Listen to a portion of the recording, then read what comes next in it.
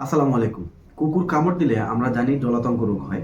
পৃথিবীতে ক্যান্সারের চিকিৎসা আছে, কিন্তু যদি জলাতঙ্ক হয়, এই জলাতঙ্কের কিন্তু কোনো চিকিৎসা নেই। তো এই কুকুর, বেড়াল, শেয়াল, খেকশিয়াল, বেজি এবং বাদুড়, এর সঙ্গে বানর রয়েছে। যদি এই প্রাণীগুলো আপনাদেরকে যদি কামড় দেয় কিংবা হাঁচড় দেয়, কখনোই খামখেয়ালি না করে অবশ্যই জেলা সদর হাসপাতালগুলোতে বা ইউনিয়ন সাব সেন্টারগুলোতে গিয়ে এই জলাতঙ্ক রোগের টিকা দিয়ে নিন। কারণ কারো যদি জলাতঙ্ক হয়ে যায় বা লক্ষণ প্রকাশ পায়, এই প্রাণীগুলোর কথা যে আমি বললাম, এগুলো কামড় দেওয়ার পরে যদি লক্ষণগুলো প্রকাশ পায়, তাহলে কিন্তু এই জলাতঙ্কের কোনো ট্রিটমেন্ট কিন্তু পৃথিবীতে নেই। মেডিকেল ইতিহাসে এখন পর্যন্ত জলাতঙ্কের কোনো চিকিৎসা বের হয়নি।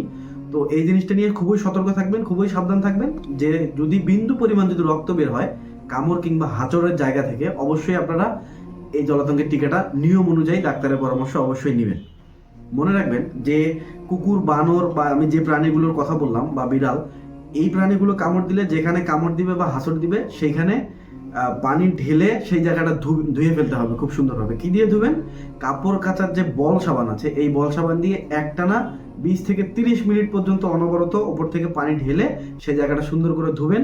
ধোয়ার পরে যদি ব্যান্ডেজ করার মতো পরিস্থিতি হয়, তাহলে বাসায় থেকে যতটুকু পারেন ব্যান্ডেজ করে নিয়ে হসপিটালে নিয়ে আসবেন। নিয়ে এসে একজন ডাক্তারকে দেখিয়ে অবশ্যই এই ভ্যাকসিনটা দিয়ে নেবেন। মনে রাখবেন, জলাতঙ্ক হলে যদি হয়ে যায়, জলাতঙ্কের ভাইরাস যদি আপনাদের শরীরে প্রবেশ করে, তাহলে কিন্তু মৃত্যু নিশ্চিত। তো কখনোই অবহেলা না করে অবশ্যই হসপিটালে এসে জলাতঙ্কের টিকাটা দিবেন।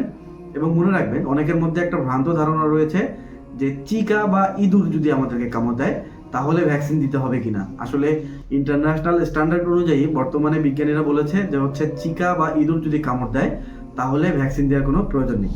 আশা করি বুঝতে পেরেছেন সবাই। ধন্যবাদ সবাইকে। আসসালামু আলাইকুম।